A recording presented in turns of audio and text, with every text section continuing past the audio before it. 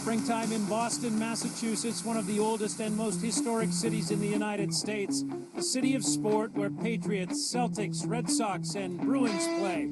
Boston is a city of revolution and resolution, and perhaps, as winter recedes, a city of renaissance for a pursuit which has long been a passion for Americans, namely figure skating.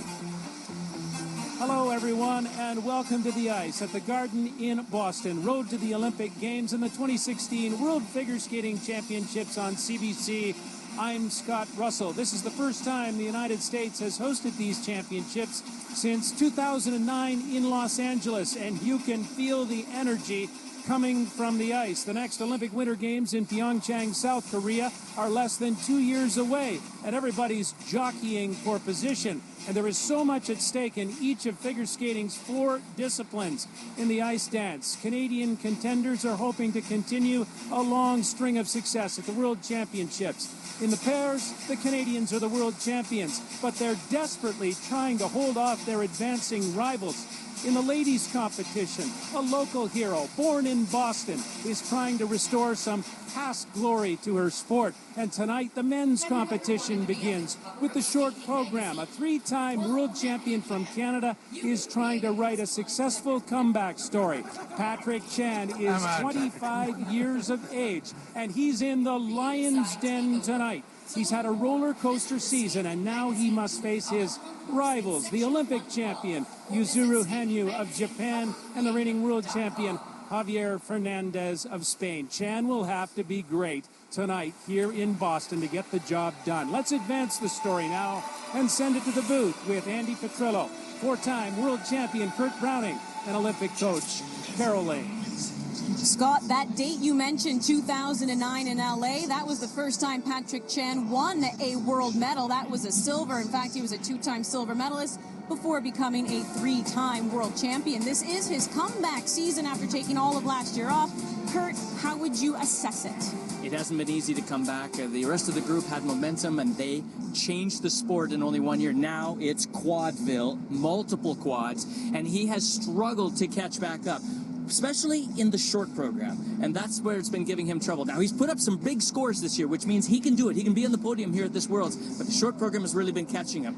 And so what we've seen is mistakes that have really kept him from being able to capitalize on a great long. We're seeing here National Championships, January, Vintage Chan. And then about a month later at the 4 Continents Championships, not as much confidence. That's what we've been hearing is happening in his practices at home, and that is what we've been seeing this week in practice as well. If he does it this week, it'll be more by guts than a solid training regime coming in. We need the chantastic Patrick this week, that's for sure. He needs it, yeah. Yeah, he does. Well, this is how incredible Patrick Chan has been, because when you look at the top scores when it comes to men, he is still in the top 5. You can see him there sitting in 4th, which shows that he was ahead of his time. But at the same time, as you mentioned, Kurt, it does show how the rest of the field has caught up when you also see the marks of Hanyu and Fernandez. And let's talk about Hanyu, especially that mark he put up the Grand Prix final, or I should even say an NHK trophy. Before that, he did it twice. He became the first skater to break the 300-point barrier,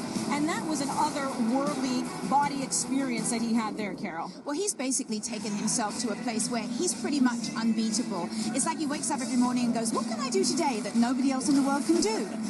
And do it, yeah, just do it. And you know what, if anyone else wins a world title at this competition, it'll be because he gifted it to him. That would be the only way. Yeah. Well, let's not also forget the reigning world champion. That would be Javier Fernandez, the first time a Spaniard has won a world title. He's had a great season as well. He, too, broke the 300-point barrier. That was at Euros, winning that title once again. And I think his success is by being able to capitalize on all his natural talent and charm. Brian Orser and their camp have been able to do that for him. So let's take a look at the first flight of skaters that we will be seeing. There is the 2015 Canadian national champ, Nam Nguyen. We will see him. Adam Rippon is the reigning national U.S. champion. And there is Boyang Jin. He is the one Hanyu credits for pushing him, because Boyang Jin, we call him Boing Boing Jin, because he does so many quads. And Yuzuru Hanyu says that's the reason why I am pushing myself to be the best this season.